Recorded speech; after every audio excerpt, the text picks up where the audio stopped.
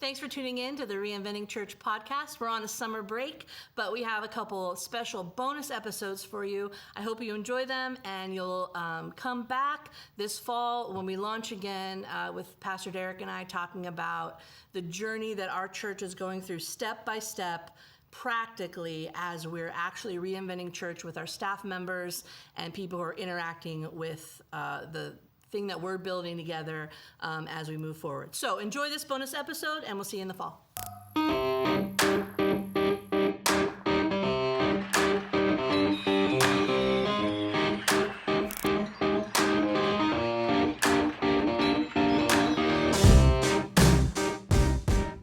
Welcome to a special bonus episode of Reinventing Church podcast.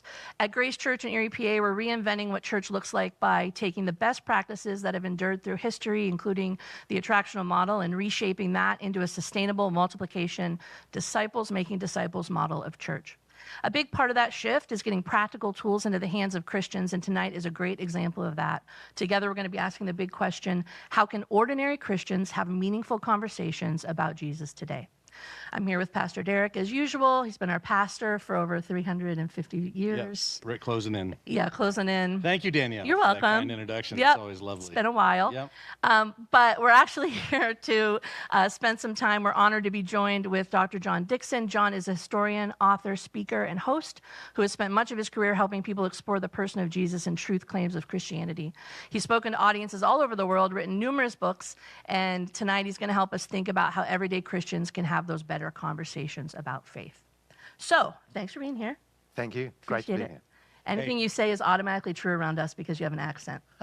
So That's what I said. He could have asked us to do anything this morning. I would have run out of here. Oh, yeah.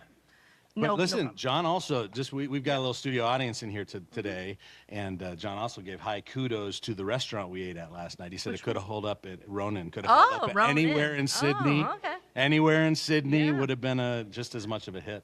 Absolutely. Yeah.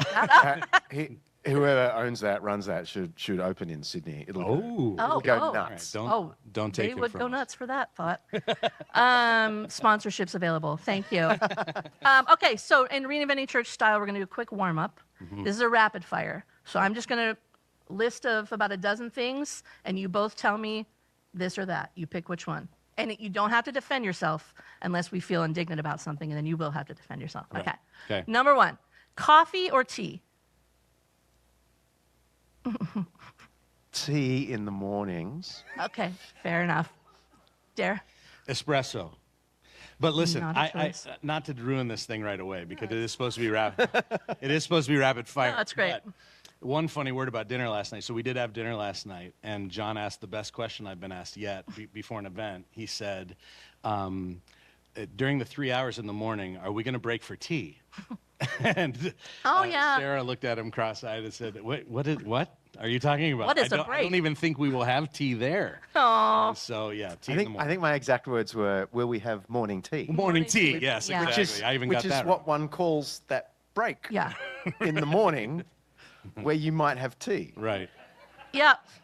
My husband's entire family is British, so I get the sentiment. He's not British, you know. This is Well, I'm not. The culture's the same. okay. All right. Yeah. Okay. I know. Just Sorry, making not sure to be. you know. I'm not trying to be offensive. Yeah. We didn't throw the tea overboard. You kept the tea. Exactly. All right. Paper books or Kindle? Paper books.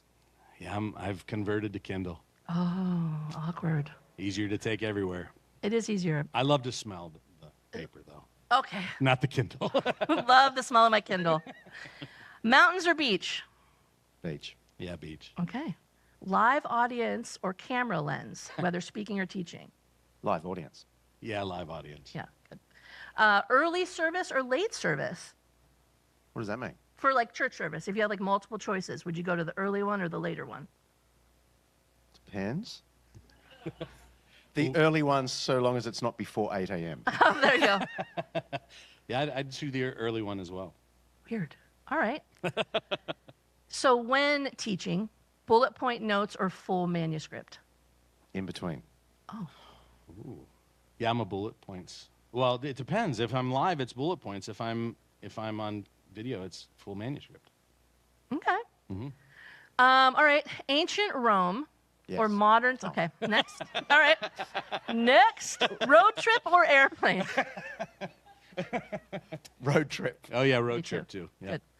When you need to recharge, you being. Sorry, what Yeah. was the alternative to ancient Rome? Modern Silicon Valley. Okay. Yeah, I know. Yeah, I didn't even need to. Yeah. Are you recharging as an introvert or your extrovert recharge? It depends. That's okay. We're all complicated If I happen individuals. to be writing a book, or like I have a big project, I'm a super introvert. Yeah. So I might be with you. It might look like I'm listening, but I'm still composing sentences. Understood. Yeah. But if I don't have any deadlines hanging over me, I quite like people. Yeah. Yeah. I feel exactly the same way. Yeah. Yeah, I recharge as an introvert. Yeah. Yeah. Good. Okay. When you're approached with a problem, are you a big picture person or practical step person? So are you asking, why does this matter? Or are you asking, what do I do next? What's your first? Big picture. Yeah. Yeah, I'd lean that way too. Mm-hmm. Yep. Good. All right. Last, if you find yourself in a rabbit hole, was it built by YouTube or Wikipedia or Reddit? Which rabbit hole are you in? None, because you're a genius. Okay, Neither. that's where I'm at. I think I'm in neither too. Which Yeah. one are you in? Are you in any rabbit holes at all, ever? The Oxford English Dictionary. I love it. I'm not that nerdy. I love it. And I have it as an app, Nice. and it's so cool because you can find out like the derivation of words, when it was earliest used in the English language, and exactly how it's pronounced. So people can say something really Yeah. weirdly. It's great fun in America.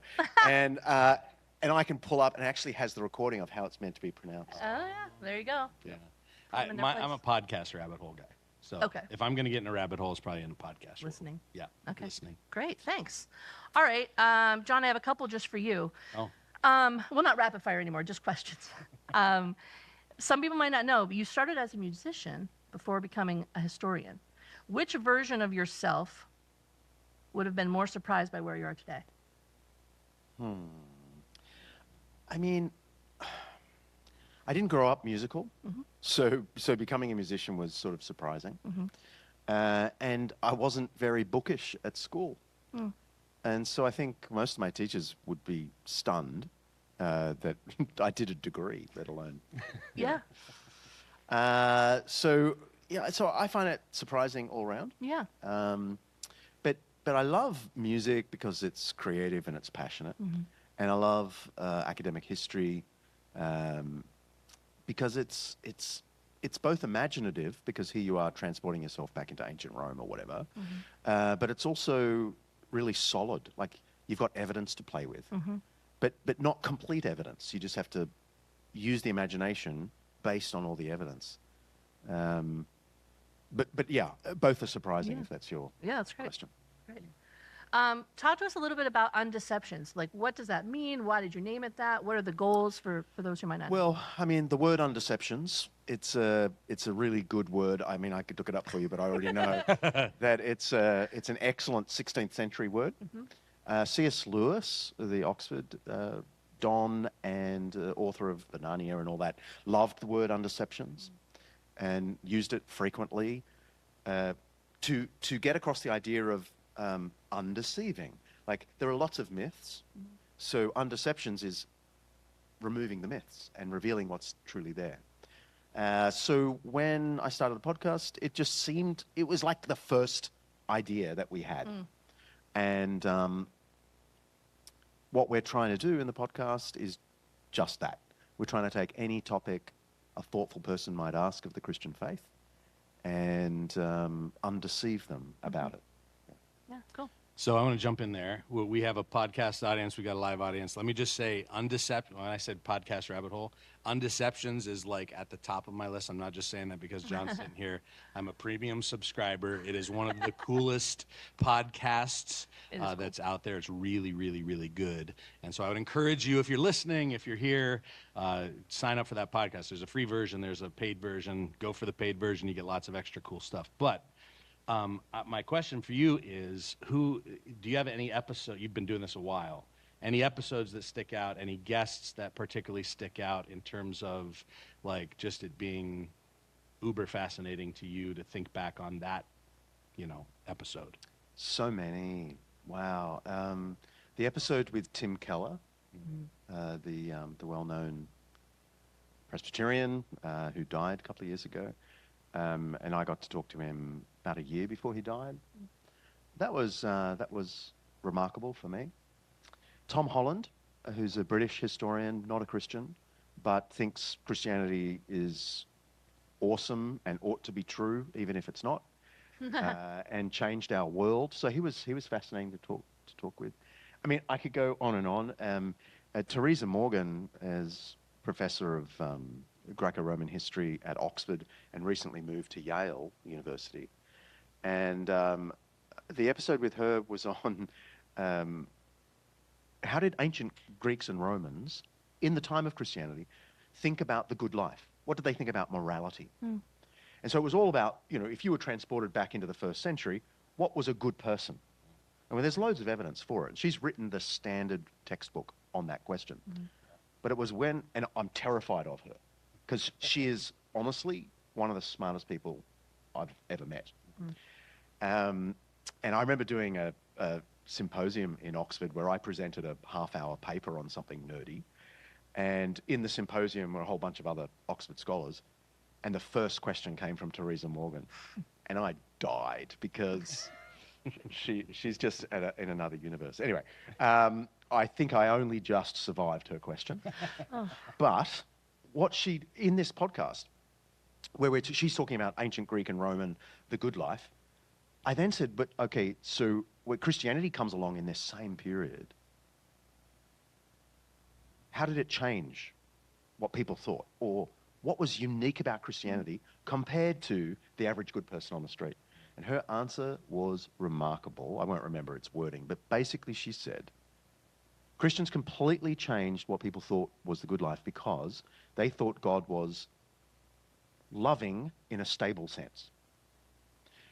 The gods of ancient Greece and Rome could be loving, or they could be complete jerks. And there's no telling which side of the bed Zeus got up on that morning. But she said, Christians came along and said, God is enduringly loving, and that meant love was at the center of the universe, and that had never been thought by Greeks and Romans. And it slowly, completely upended the Roman Empire. So to hear someone who is at the very top of the tree in that very discipline, or sub-discipline, talk about the impact Christianity had on the world was very special. Yeah, that's really cool. My wife and my favorite episode happens to be the Van Gogh episode, or Van Gogh, as Van Gogh. Van Gogh, as you with a spit. Yeah. So I just love the variety of people that you are pulling truth out of, and so yeah, unbelievable. So. And related to that, my next question was going to be kind of about this, but you talk a lot, write a lot about just levels of understanding. And so historically, we know many Christian leaders were deeply engaged with major ideas that weren't only Christian ideas, right? They're looking at other ideas. So I think you kind of say we kind of lost that art as Christians. And so I'd love you to speak about that a little bit. And is there anything like today that you think we should be reading in that to that end? Yeah, like maybe 2 recommendations. It doesn't have to be, yeah. Okay, so yes, the interesting thing about ancient Christians, especially the ancient Christian leaders, is that they read extremely widely and insisted that anyone who is going to instruct Christians must read both Christian texts and secular texts. We have this incredible 2-part book by a Roman senator who became a Christian called Cassiodorus. So it's around the year 500. And Cassiodorus produced a book that listed and gave brief commentary on all the Christian books that someone should be reading. And then the second part of it was all the pagan books that Christians should be reading. And he's listing books we ancient historians don't even know. He knew them, but then they're lost to us. But it's on topics of music and astronomy, and he's just listing. And the point was, in this period, 500, the expectation on anyone who was to be any kind of Christian leader was you have to know all the things. Because God is found in all the things. Yeah. This world exists because God in his genius created it, which means in every part of the universe, you'll see God's genius. So their reasoning was, you must know about astronomy, because all you're doing is you're peering into the genius of God. You must know about maths. I'm sorry, I still can't say math. Sounds smarter, it's fine. Maths. Yeah. Because maths is the mind of God. And so on. I think it's a beautiful way of thinking about things. And it actually transformed Western Europe, ended up giving us the first schools in the 8th century, and then the first universities in the 10th and 11th centuries. It entirely flows from this Christian vision that if God made everything, knowing all the things is a kind of worship. That's a perspective that is somewhat diminished in modern Christianity, but it shouldn't be. Yeah. That's good. Any, like, if someone's like, you know what, I'm really nervous about that. How do I know what to get into? What would be like one good thing, one thought piece of the day? Well, to understand Christianity in the first period, right, there is a wonderful book by Robert Wilkin called The First 1,000 Years. There you go. And it is the first 1,000 years. But it will give you such a rich tour of what Christianity was doing from the very beginning right through to the year 1000. And it's a remarkable story that hardly any, particularly evangelicals, know about. Because we sort of think like there was the Apostle Paul, and then the next step was Martin Luther. Yeah, the Reformation. But there's this awesomeness going on before then.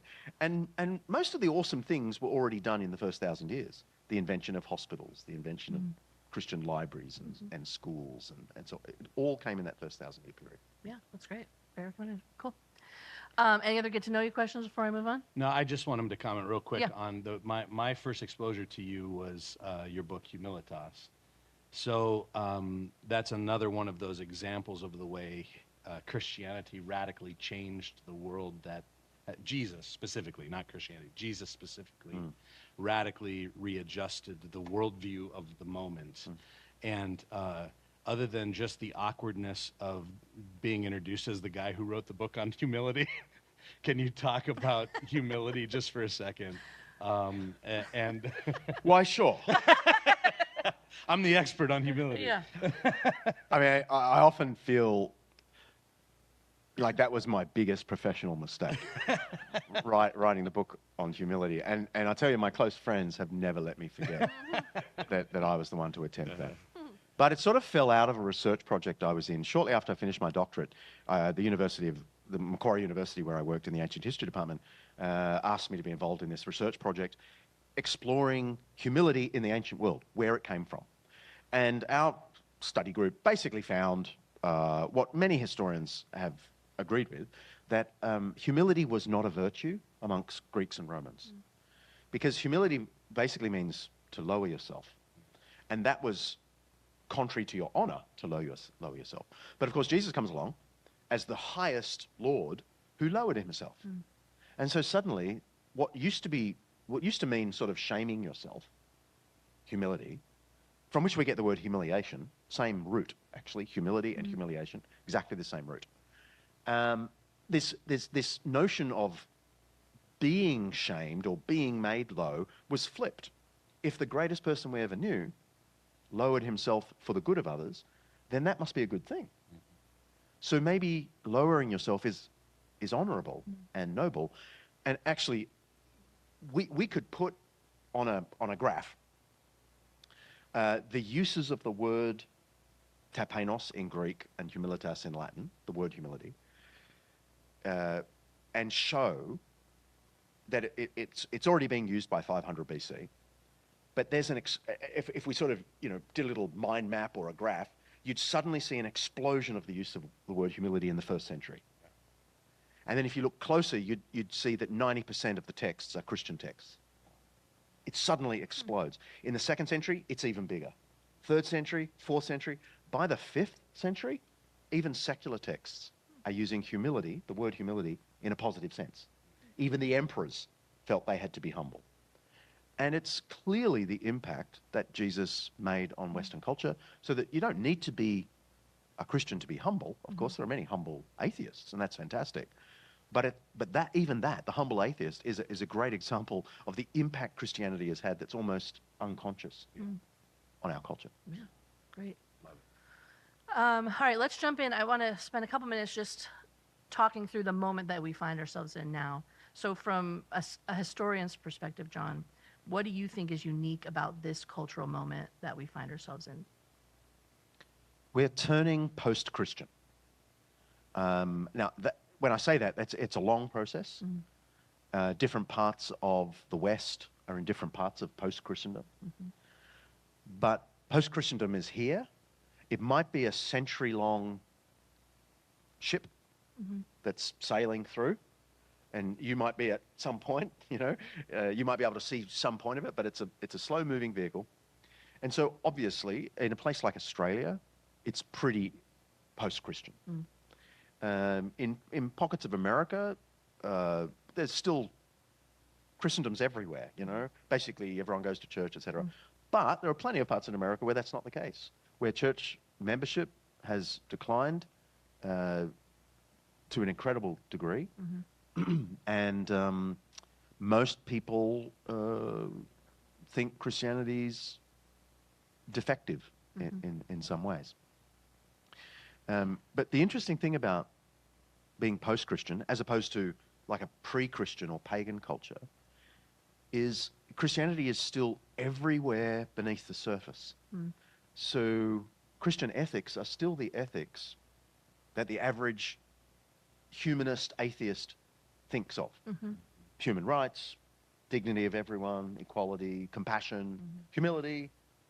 We're still profoundly affected by Christianity, even if that humanitarian atheist would say, oh no, they're Enlightenment values. Thomas Jefferson gave us freedom of religion. You often hear that, right?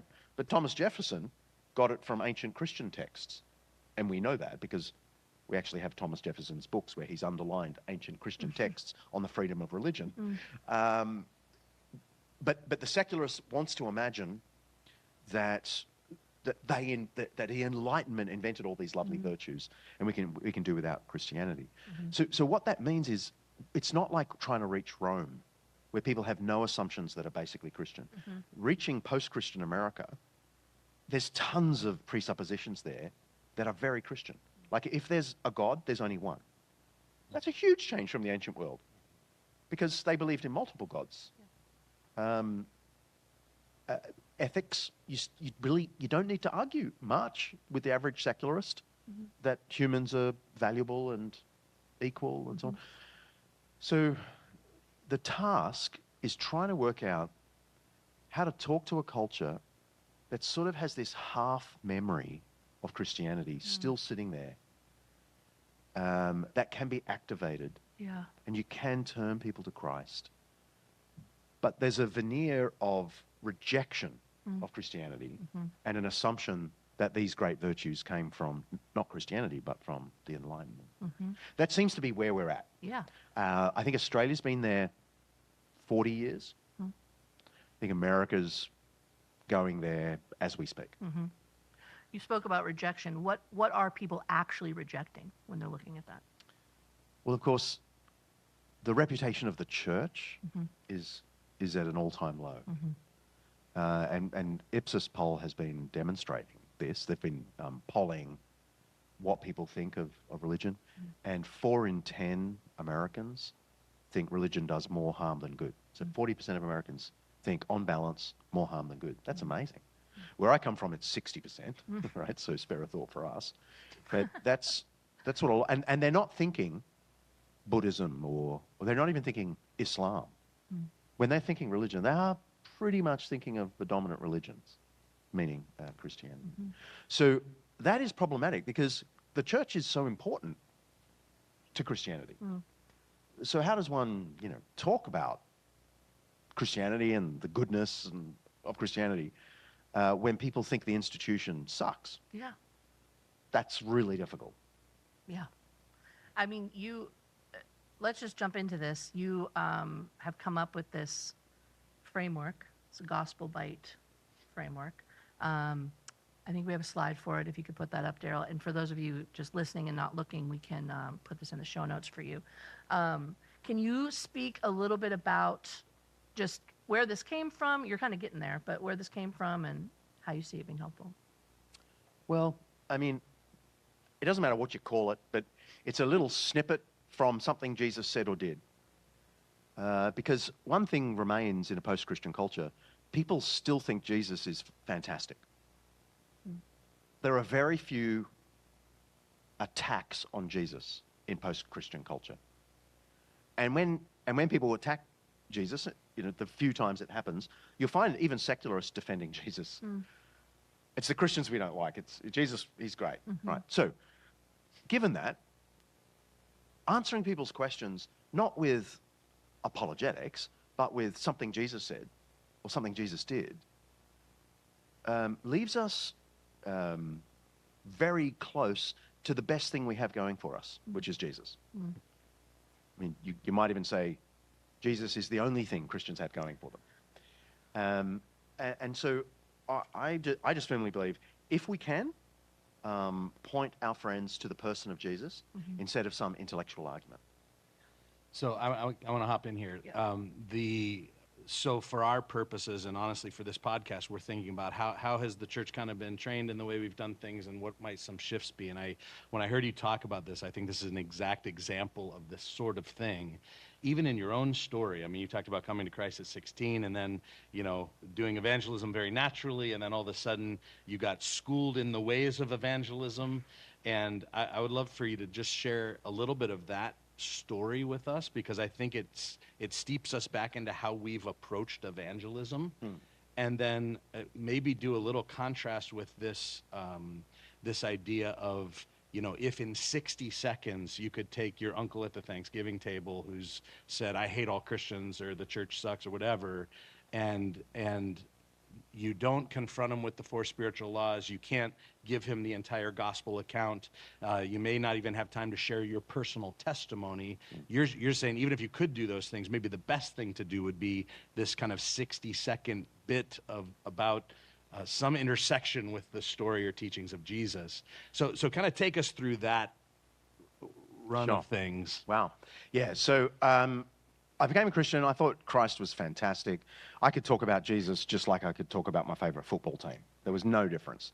My football team was Manchester United. The captain of Manchester United was Brian Robson at the time. Brilliant, brilliant footballer. So I could talk about Brian Robson, or I could talk about Jesus. They were both great people of the past. Wait, talk about your actual favorite football team. Well, now my favorite football team is the Green Bay Packers. There you go. And the proper use of the term football, I might add. Oh, boy. Oh, yeah. I mean, let's count the seconds that the ball is at the foot. And Just saying. Yep. Let's put it on a graph. Soccer. All right. Oh, you're so data-driven. So because I was really natural, my church put me in an evangelism training course. And there was a very famous evangelism training course that I won't name because it didn't do me good. But for 12 weeks, I learned all these cool things. I learned a gospel presentation. I learned how to steer conversations in a really unconversational manner. I memorized Bible verses. I memorized answers to tricky questions. And once I all had it in my head, they set me loose on the unsuspecting public of Sydney. But what I discovered is I was like a bumbling mess. Because I was so focused on getting what I'd learned across to you, you were going to sit there until I downloaded the whole thing. You better. Because I spent 12 weeks learning this. And it felt like, I mean, I said this, it's a bit naughty, but it felt like an Amway presentation. Yeah. Like, no offense, Amway, great, lots of Christians at Amway. If you're into There goes our Amway, sponsorship. it's awesome. But like, if you get invited over to someone's house and you're really delighted to be in their house, and then half an hour in, they start selling you Amway products. I don't know what it's like here, but I say, no thanks, I'm going. You should have told me up front. Anyway, so that's how I used to, I was trained to talk about Jesus more like that. All right. And so I was very confused why I went from being so naturally speaking about Jesus to this sort of bumbling, self-conscious mess. So basically I dropped it.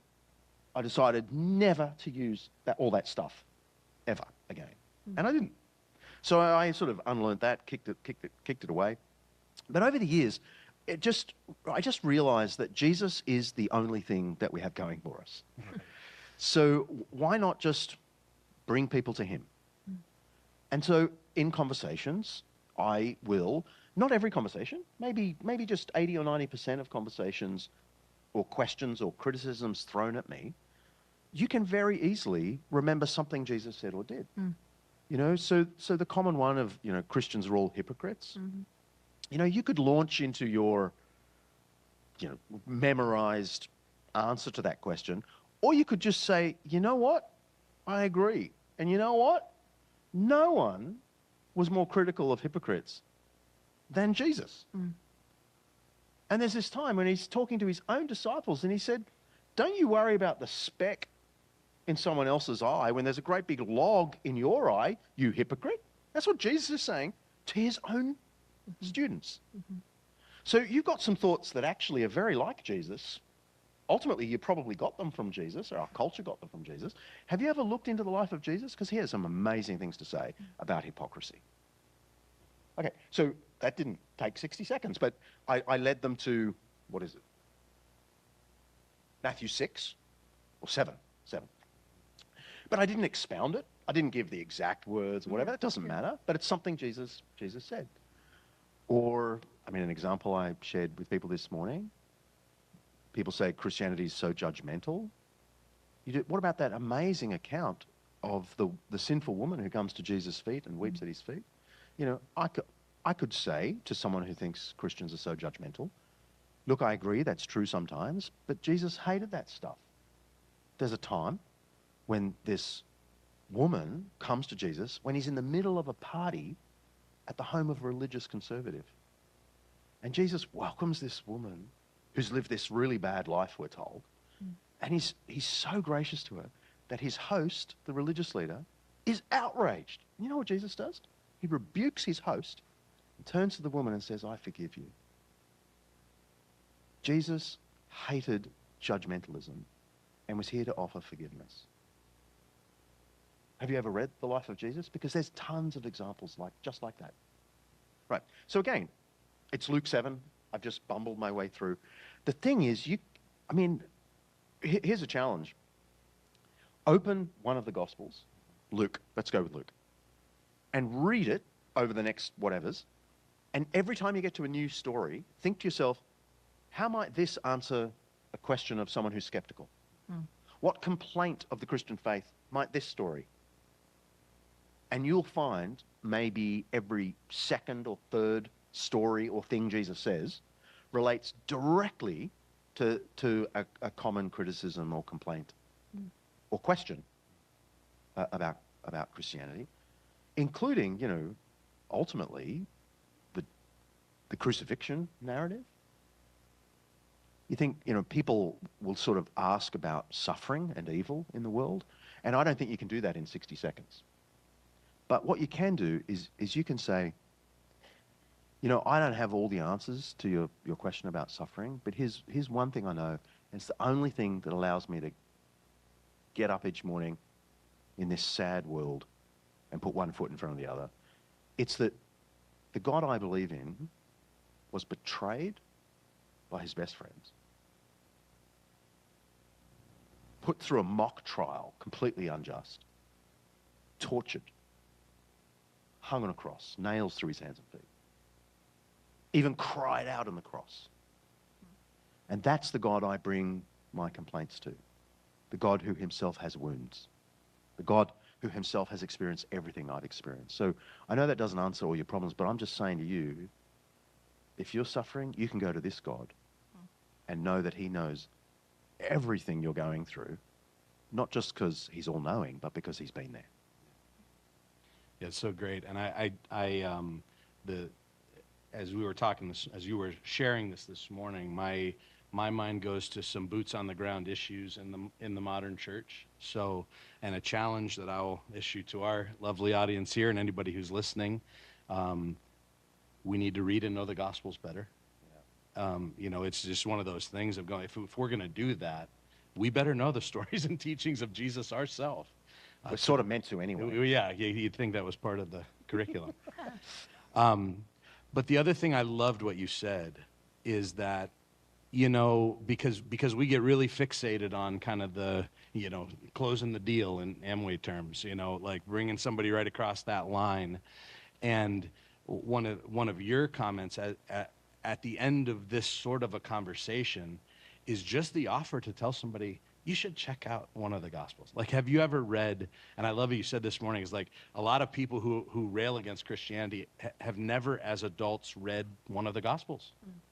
And so even to be as a takeaway, just an encouragement to go, have you ever read Mark, or have you ever read John? I would just love for you to read it, and then let's continue the conversation. But I think as you introduce someone to the story of Jesus, and he's this spectacular, he's the best thing going for us, and then to be able to offer that there's a place where you can read more about him and to point people there. I think it's just a very, very simple way to think about how those conversations go.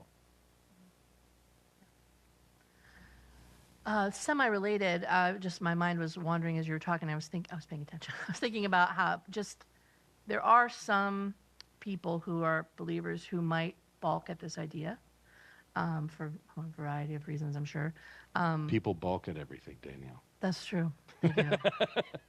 Is that how you say that? Do we need to bulk? Bulk? Look it up on Sounds John's weird app. to me. Yeah. So a lot of that I think has to just do with the, empathetic disconnect or whatever. But in the people that you've talked to, skeptics, Christians alike, what do you think is the biggest disconnect between how Christians think they're perceived and how they're actually perceived? The strange thing is, I think Christians are perceived in two ways at the same time. So sitting in the post-Christian mind, and I'm generalizing here. I'm not, of course. Different for different people. I mean, because there are people who only have negative views of Christians. Maybe they've been hurt by Christians in the past. But I strongly believe that many people, maybe most, in the post-Christian world, simultaneously think of the church as having done the Crusades and burnt witches and been nasty to gay people. And they've got this whole mentality of the church as the bully. And then, weirdly, right alongside it, they've got this other impression of what Christians are meant to be like. Out on the streets looking for, people who are homeless, and soup kitchens and kindness and all that. In fact, it's probably because of that impression that they're so annoyed at the bully impression. So the way I think of it is, the average post-Christian culture and individual has two Christianities sitting in their head at the same time. The negative bully one and the loving, kind one. And it takes the simplest experience of a Christian to activate one or the other. The smallest bully statement that they might hear from a Christian, they think, Christians they're always bullies. Right? Or they get a knock on the door from the local church because they've heard that you're going through a hard time. Here's a meal that we've made. And they go, oh yeah, Christians are always the ones who look after the people in need. Like, it totally activates this other version of Christianity. So that's the weird thing. It's really, really mixed. Two different impressions at the same time. I mean, this was borne out in actual data. In Australia, there was a survey, major survey done by a research company. My wife, maybe she can remember the name of the research company because it'd be good to work it out. But anyway, what they did is they did a kind of report card on Christians. And they asked the Australian public, what do you think of Christians? And you could pick any adjective, jerk, whatever, hypocritical, whatever. And then they created, from this massive list, the top 10. In the top 10 were hypocritical, judgmental, traditional, some other negative ones. But the top 5 were all kind, truthful, loving. And when we got this report, we looked at it, and 10 to 6 were all negative, and 5 to 1 all positive. And so we asked the question of the survey company. Man, I wish I could remember their names. They're really famous. No, not Barna. Anyway, starts with McCrindle. Boom, McCrindle. Boom. Nailed it. McCrindle Research. So we all asked, what on earth's going on here? Is it like there's a cohort that hates us, and then there's a slightly larger cohort that rather likes us? And he said, no, it's the same people. The same people are going hypocritical, judgmental, and then they're thinking, oh, but my Auntie Flo, she's Christian, loving, kind. Yeah. So there's actual data that bears out this sort of picture that people are holding 2 versions of Christianity in their heads. That is interesting.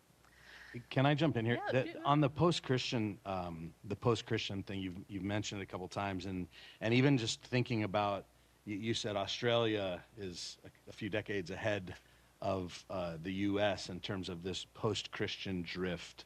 Can you just talk about that a little bit? Like you've been in the States for what, 4 years-ish now, as a permanent resident in Chicago, and but most of your life was spent in Australia. So can you just talk about that? What are the signs you're seeing here that you've seen already there, that you're saying, oh, this is the sure sign that it's kind of on this trajectory? Are there any differences in the the modes that it's taking? I'd just love for you to kind of compare and contrast those two things. Well, there's a much bigger base of Christians in America than there ever was in Australia. I mean, you guys started with the Pilgrim Fathers, and we started with convicts sent from England. Right. So different vibes. Yeah. And so Christianity was an afterthought in our founding. So right from the beginning, we were not super Christian. Right. Yeah. But we still did have, like, once Australia sort of was less full of convicts, we used to have sort of like 60, 70% church attendance. It's now down to 15%, 1.5. And that's happened over a 30 or 40 year period. And you are on exactly the same trajectory. You're just about 15 years behind. So I often joke that Australia is behind America on everything except this. America's 15 years behind Australia on secularization. But it's exactly the same curve. If I don't have them here, but if I had the slides that showed you Australia between 1970 to 2010, the decline, your decline would be exactly the same, but it's basically 1990 to 2020. Right? So just a bit behind. Here's one tip. Can I just throw out one hot tip? Yeah. Don't be annoyed. There you go. That's like gold right there, I promise you. Yeah, we can stop. Because what happens, and I think we saw this in Australia maybe 20 years ago, Christians who sort of felt like, hang on, we used to be really respected. And now the clergy collar doesn't get me in the queue first. What's happening here? What are you talking about, taking away our tax privileges? They're our rights. Sorry, podcast people. So it's like this outrage, this sense of entitlement, this horror that the naughty non-Christian world would not respect us like they used to. So here's my hot tip. Don't do that. Okay. Yeah. Be totally cool. In fact, be cheerful. I'm not saying don't do anything about it. Persuade, serve, pray, suffer. with a smile on your face, don't get grumpy. Grumpy Christianity does no one any good. And it's not very Christian either. I mean, one of the words that's most closely associated with the word persecution in the New Testament, right? You want to take a wild guess what one of the words most commonly that's paired with persecution? Rejoice. Oh, yeah. Rejoice. Rejoice. Okay, so there's the challenge. When things get worse, church attendance goes down, the government starts saying silly things about what used to be our rights, that, you know, we take away our rights. Don't get grumpy. Rejoice. Not that this has happened. You can lament in your heart the loss of faith from our public square or whatever. But we should rejoice that we belong to Christ and we are the death and resurrection people. So sometimes we die too, but we know we rise. And that whole mentality, I just think, is the thing I wish we had done better in Australia 20 years ago. I think Australian evangelicals are much better at it now. Like they'll get whacked across the head in an interview on TV, and the Christian will just go, yeah, that's a pretty good point, but here's why I don't quite see it that way. You know what I mean? Like, it's not like, how dare you say that about, right? So to get to that cheerful point, I think is the key. It's good. So one of the other things, we're seeing this little bit of resurgence among younger people who are either coming to faith, returning to faith, and you know, one of the phrases that we've kind of thrown around here a little bit is, especially out of this kind of secular environment that maybe their parents raised them in or whatever, this concept that secularism has been tried and failed, and they're looking for something more meaningful and deeper. Another one, I just kind of lob it out there as a softball to you and say, can you just comment on that? Because, you know, while there is this drift, which I completely agree, there's also this little resurgence, even already, this little resurgence of kind of rising from the ashes. There's this really beautiful thing, especially among young people who are longing for Jesus and going hard after Jesus in their lives. Okay, I have a lot of thoughts. Not everything is as it seems. So the people who are really expert drilling down on these numbers are not nearly as confident as the initial headlines said about this little resurgence. It's hardly a resurgence at all, because although there is a little more young male looking at church, there's an equal drop-off of females. That is scary. That's crazy. So that makes me nervous that it's not a thing of the spirit, it's a thing of culture. Why do you say that? Say more about that. Why do you say that? Revival could never just draw blokes and repel women. End of podcast. Thank you, John. There's this whole sort of bro thing, right? You know, clean up your life, get back to church, you know, be a man, right? And so there is a little bit of that, and we don't know for sure if that's what's turning women off, but we do see a drop in young women and church. So I'm really concerned. I think I'm hoping there is a tiny little bump. That would be great. I follow a guy called Ryan Burge. You can follow him online, but he has, I think his thing is called Religion Graphs, and he is every day producing new graphs about this. And he's saying no one in the church should be excited about what's happening, because the real statisticians and sociologists are not yet convinced it's anything statistically significant. Because the long-term trend down is so massive. It is, yeah. This little bump in parts of America, could just be, the wave could just wash right over it. But here's what I honestly believe. A lot of the loss is from what you might call the nominal church. Yep. Yeah. Because there's no longer any sort of social credibility Right. for going to church, Right. at least in many parts of America.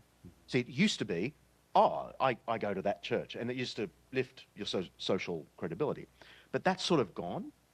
And so people who were just going to church because whatever, I did, and there were nice people there, and it had good business contacts and all that sort of stuff, good play group or whatever, they're now no longer going. So you're seeing this massive drop-off.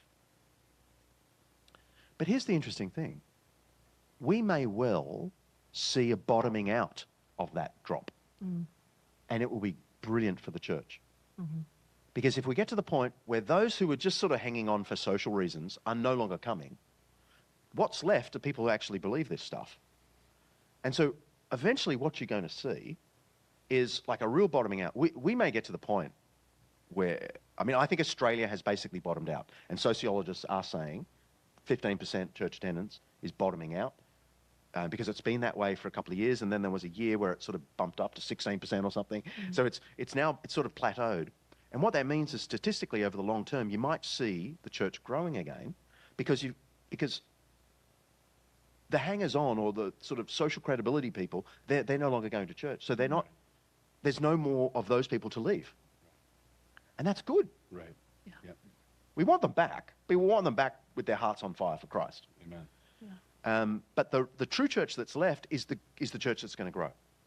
We can already just see this in Australia. But I honestly think you've got a decade to go of decline. But maybe, please Lord, that church that's the real believing church, if they are busy and passionate and giving their all to the task, when it bottoms out, that's the statistic we're going to start seeing. Yeah. The growing, heartfelt church in America. And because it really is a massive church, like the number of genuine Christians in America is crazy. It's going to be great, not only for America, but for the world. That's good. Amen. That's a good place to shift here. We're going to do kind of a little hard stop here podcast-wise, but we'll keep going in the room. So last couple minutes here to submit a question if you want, and then we're just going to do like a 2-minute break and then just start taking some of these questions. So just give us a second to get settled, and then we'll keep going. Okay, so we're back in with our Q&A section. We have some good questions that came in. I'm just going to lob them your way. John, if you want to start, and Derek, you want to add any color commentary you'd like to, please feel free. All right, let's start here because this is kind of where we ended a little bit. How would you, why does it seem like my non-Christian friends are kinder, happier, and more successful than my Christian friends? What am I missing? I don't know your Christian friends. All I can say is that the data says that, statistically speaking, that isn't true. Statistically speaking, Christians are way more involved in volunteer work, philanthropy, have much higher scores on the happiness index. And the amazing research coming out of the Flourishing Project at Harvard University. If you want to go and investigate that.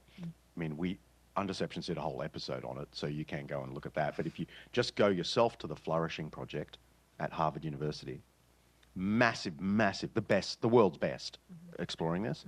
And they keep on finding that Christians are sort of happier and more contributing than the general population. So I can't explain your situation. I'm sure there are many, pockets of Christians who just aren't thriving for whatever reasons.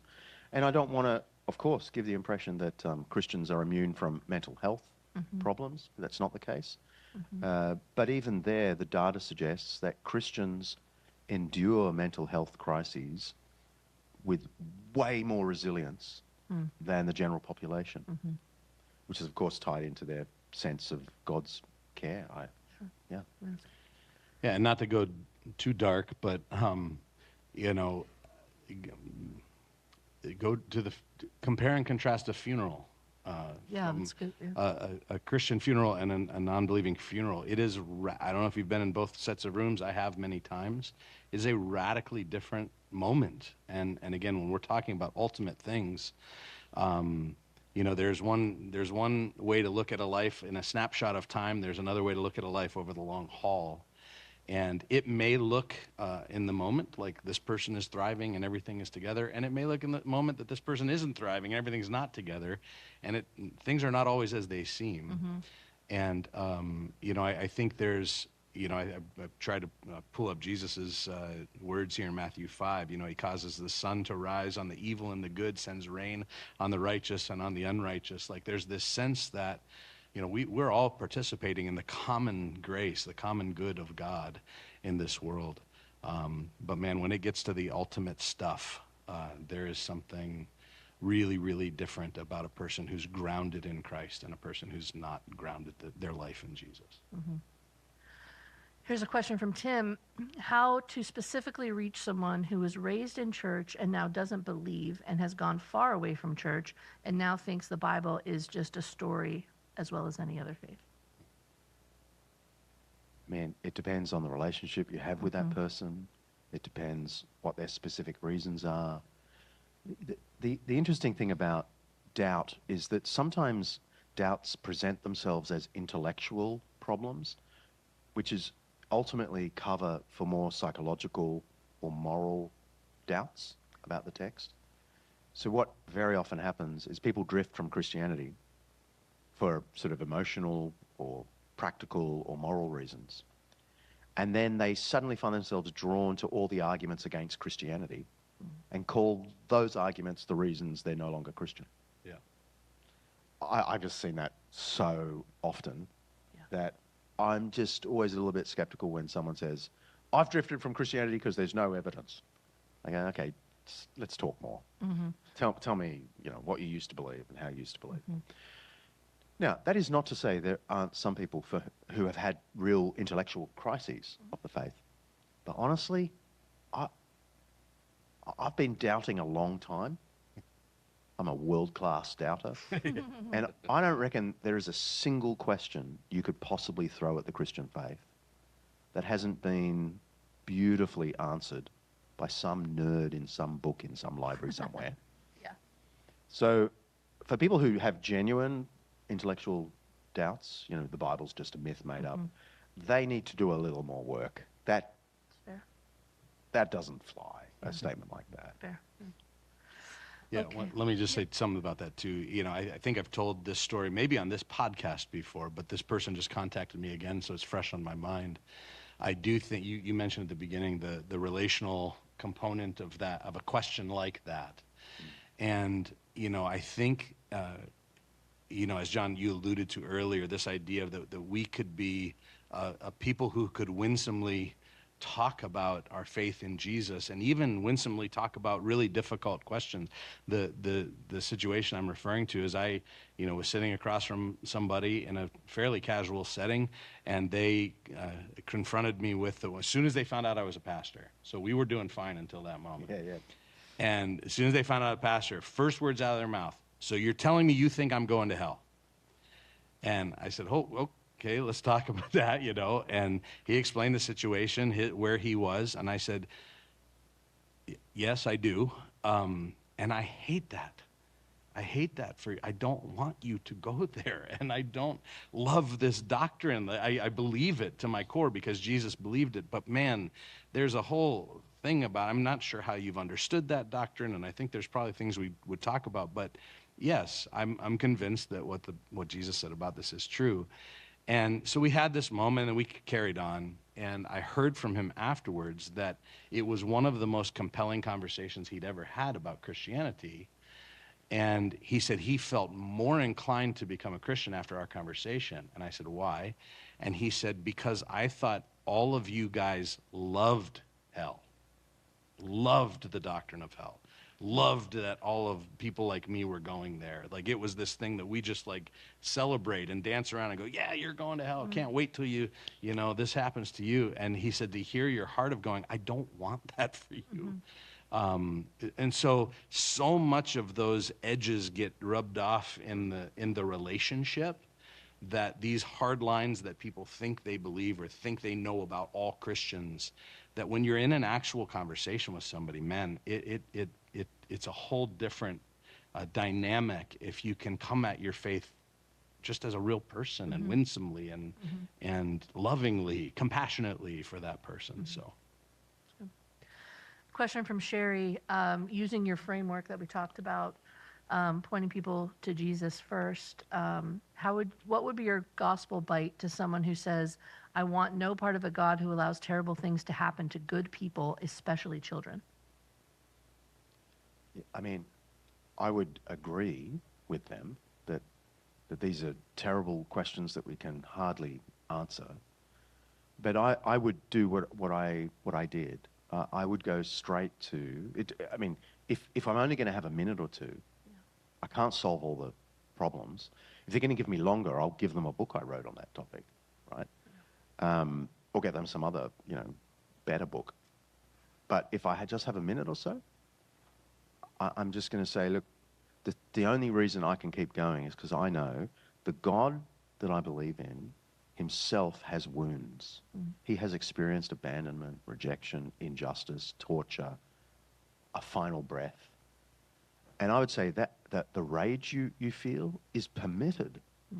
But I would just encourage you to take it to the God who himself has suffered and see what you get back.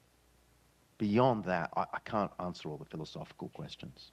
Certainly not in this conversation. That's good. That's good. And you would never want to be this combative in a moment like that.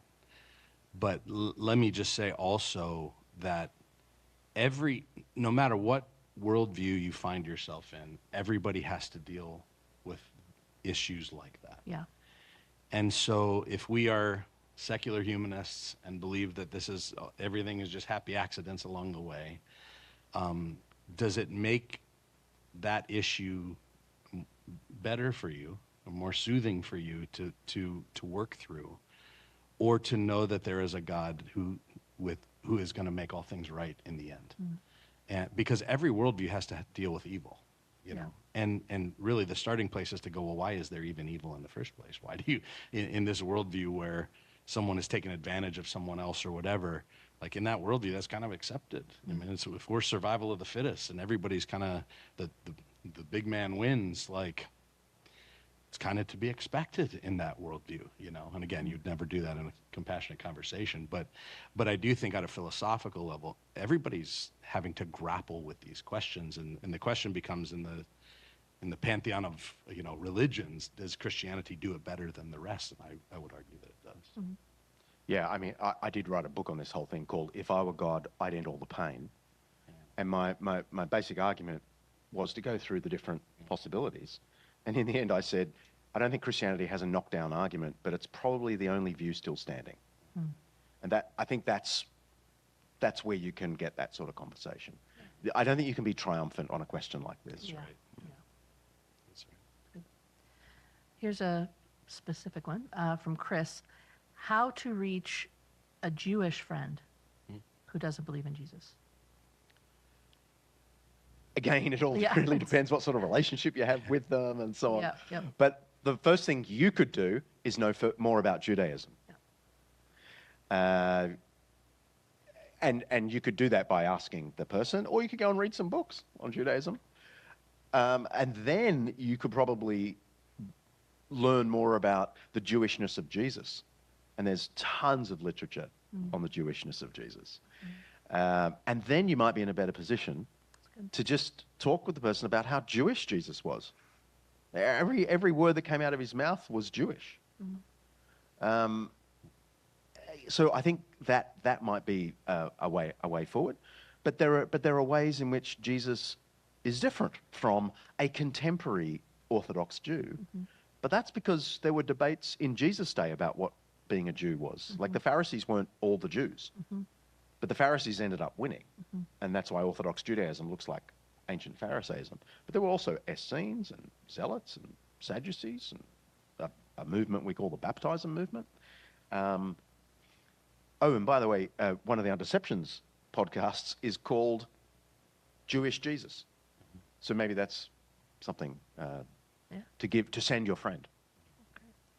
Yeah, and I think in general, I just want to pick up one little comment that you said there that I want to expand. So for those listening to the podcast, we've got members of my church sitting here in front of us, and I'm even just I'm hearing things and wanting to encourage us with them. And so apologies to those for you just listening, but you know, one of the things coming out of this morning, coming out of even just your response to that, and like read a book about Judaism or whatever, is just a reminder to us, I think, that to read more, just that read more widely, learn more. Let's be devoted to this thing that we have given our life to.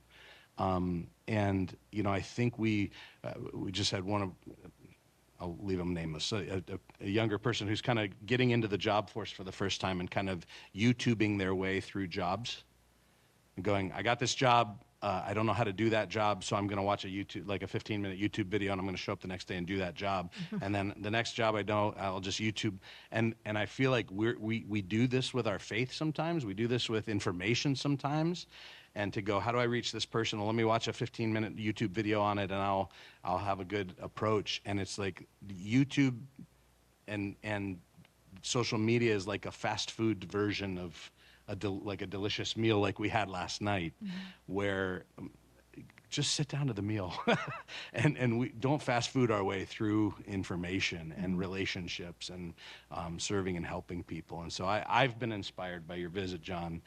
Even my own self, I read a lot, but I want to go deeper in my own reading and the expansiveness of my own understanding of things. And I just think that's a great takeaway as we think about these things, because you could walk away from tonight and go, okay, yeah, I've got this friend that's going through this. Let me watch it quick, and that's okay. I'm not, berating that, but I'm just saying, man, if we more of us had a well that runs really deep, it would make the world better. Yeah. This is a question from Kathy, and I think this is in reference to these types of conversations that we're having with people who are far from Jesus. How does the problem of personal sin and the need to repent enter these conversations? Okay, and it depends on the kind of relationship you have with the person and so on. But I think it will eventually. It might not be the presenting issue. So if someone says, I don't want to get involved in Christianity because it's full of corrupt people. You're all right, but the rest of them aren't. I don't think there's value if you've only got a minute to sort of say, yeah, but we're all sinners and you fall short too. Like, that's not going to be a super happy conversation. You're better off just sort of saying, yeah, Jesus hated that sort of corruption too. And then maybe telling the story of Jesus going into the temple and being outraged at all the hypocrisy that's there, the corruption. But obviously, if you're going to have an opportunity to really share the faith with someone, then you've got to confront the problem of sin, the reality of the offer of forgiveness of sins. And this is why I said this morning, I think the best outcome you could possibly have from any conversation with someone who's not a Christian is to encourage them to read a gospel. Because if they read a gospel, they'll be confronted with Jesus preaching against sin. And then you get to talk with people about that. So if you can possibly urge your friends to read a gospel and then meet with you and ask their questions, you'll be talking about sin, but pretty soon you'll be talking about forgiveness. Because Jesus is constantly eating and drinking with the sinners, right? So they're sinners, but here he is eating and drinking with them. So you've got the two themes operating at the same time in the Gospels.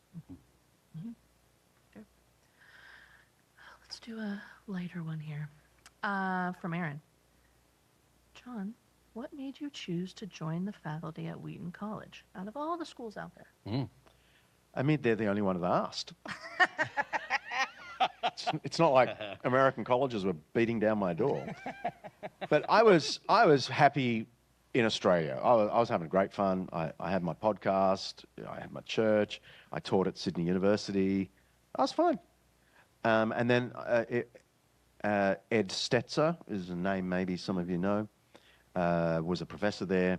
There was a new position that opened up, and he basically called and said, "You have to do this." And I said, "No way, I don't want to live in America." I loved America. I've been coming to America once, maybe twice a year for 20 years. So I love America from a distance.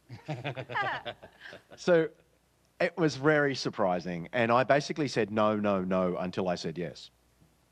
Yes. Yeah. And my wife was sort of involved in that discussion too. I bet. Yeah.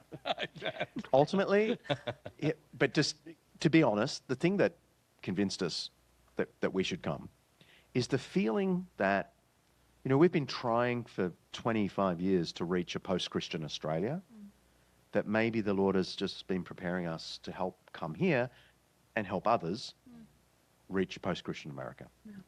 And so that's sort of what I feel like I'm doing here. Yeah, that's cool. Can I jump into the question? You don't have to keep asking me. That's great. Well, this is your segment. So that's true. Yeah. And you can do whatever you want with this question. Okay? Full permission. But I did find out last night that you are, and let's just talk about it as a third party thing, fascinated by American politics. Can you just talk about what fascinates you? It was fascinating to me to hear you talk about it as someone who's not embroiled. You're kind of like an outside viewer watching what's happening, don't have a whole, don't have a horse in the race kind of thing. At whatever level you want to go, talk about what is fascinating to you about American politics.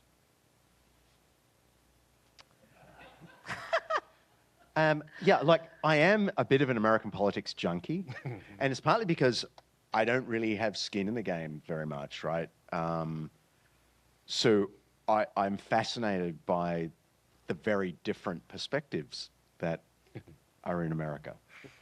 I'm particularly struck by, I don't love it, but I'm struck by the negative polarization that is only increasing. Negative polarization in the sociological literature is, and they've been testing this for like 50, 60 years. When you ask Republicans, registered Republicans, about Democrats and how strongly you agree with the statement, Democrats are liars and immoral. I think that's the immoral and something else, like bad. And then they do the same for Democrat, ask about Republicans. And so the negative polarization is Republicans used to not feel so angry at the Democrats, and Democrats didn't used to feel so like Republicans are evil. And we can watch this increase on both sides dramatically. We're at the worst point it's ever been in America. It's never been worse, according to these surveys. I find that really worrying, and it might, I know some people are arguing that it's actually a function of the loss of religion, because the loss of religion does a bunch of things in America. One is, I think personally, people come a little more crazy and try out new fandangled social policies. That's one thing. But actually, the other thing that may really be playing here is people, when you lose a sense of religion, you believe more in politics. Yeah. Honestly, I think the more you trust Jesus Christ and know that he is the Lord of all, the more hands-off you can be with politics. You may even be a politician, but if you're absolutely sold out to Jesus, you know you're not doing the most important thing in the world.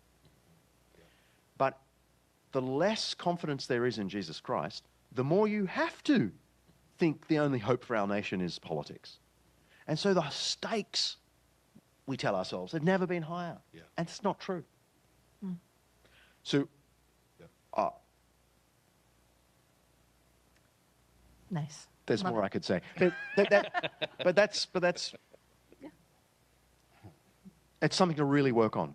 Like whatever your political view, that negative polarization, I think it's a spiritual thing. If you're a Christian who's a Democrat or a Republican and you find yourself hating more the other side, honestly, it isn't godliness. I'm a visitor. I'm gone tomorrow afternoon, so I'm going to say this. It's worldliness. You are just captured by the political world. It's just sociology. That you tell yourself that's your moral outrage. It's probably not. So let's really work on that.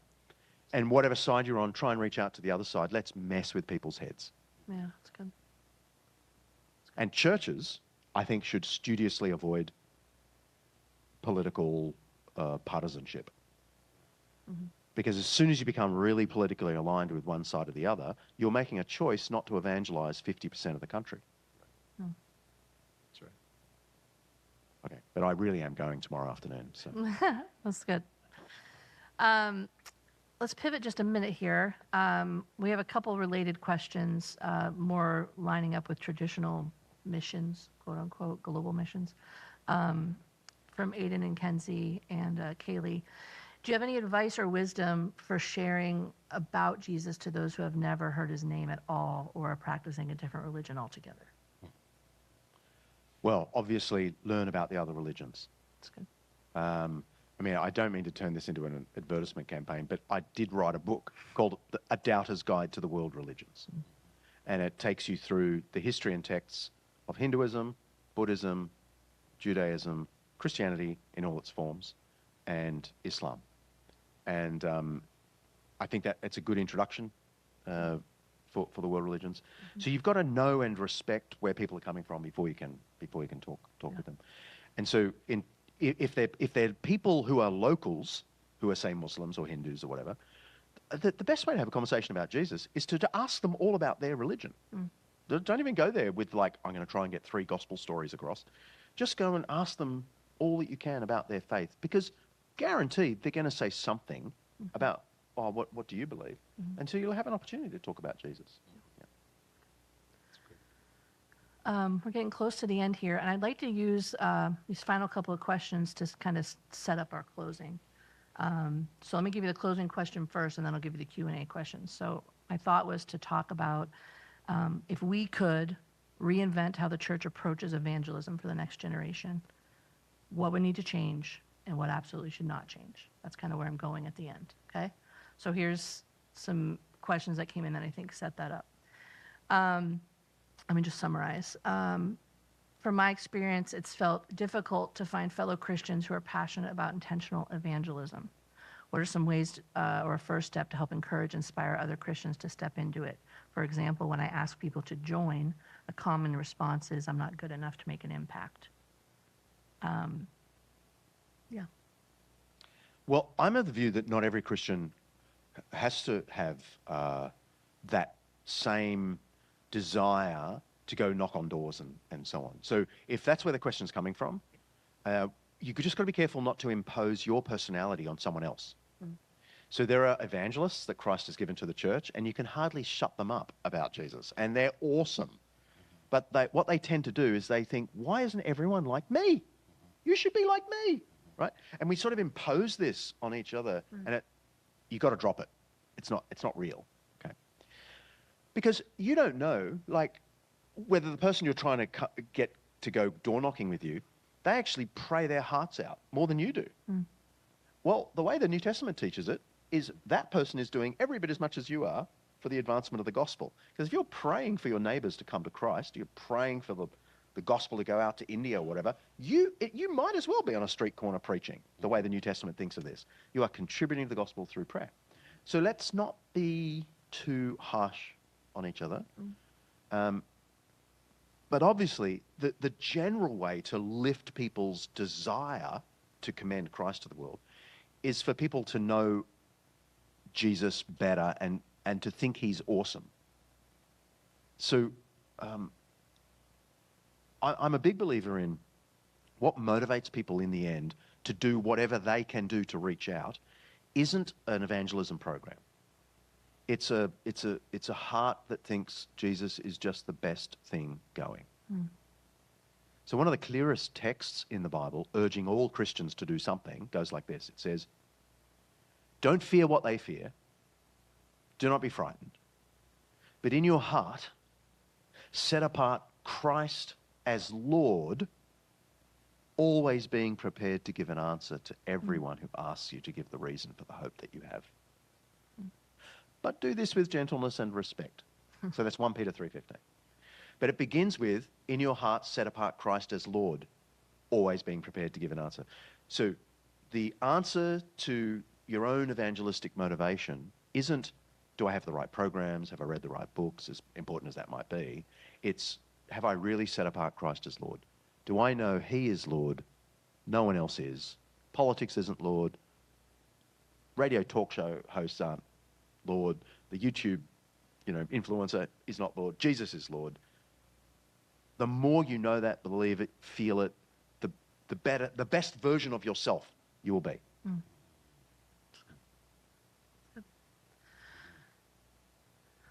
Thoughts from you? Oh, you're done. No. Take us to the end. Oh, okay.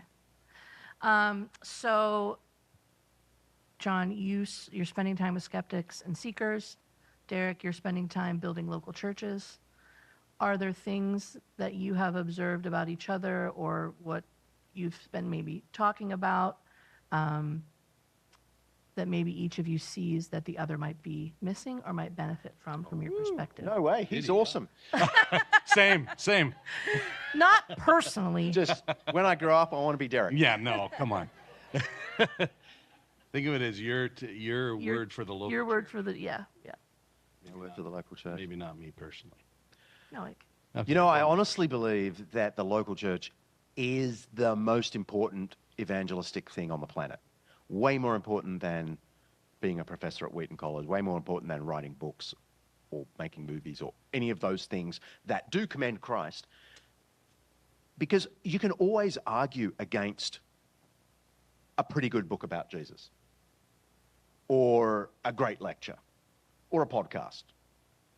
What is almost impossible to argue against, for a skeptic to argue against, is a church that really looks like Jesus Christ. Right.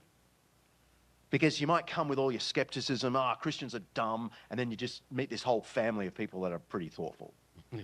Christians are mean and bullies, and there's always lovely elderly ladies that just want to love on you. Christians, they're so prudish and judgmental, and it's just love and friendship. So I just think that the local church is the most important thing. It's why, 15 years ago, I moved out of sort of full-time academia and speaking and writing to, for a time, become a local church pastor. Because I was so convinced that it's the most important thing. Along the way, I think I worked out that although it is the most important thing, perhaps my most important contribution to that thing isn't being a pastor. It's doing the other things and helping churches. But for me, there is nothing more powerful, more convincing, more beautiful, more true than the local church when it looks like Jesus. Yeah, and I shared with John this morning. I think that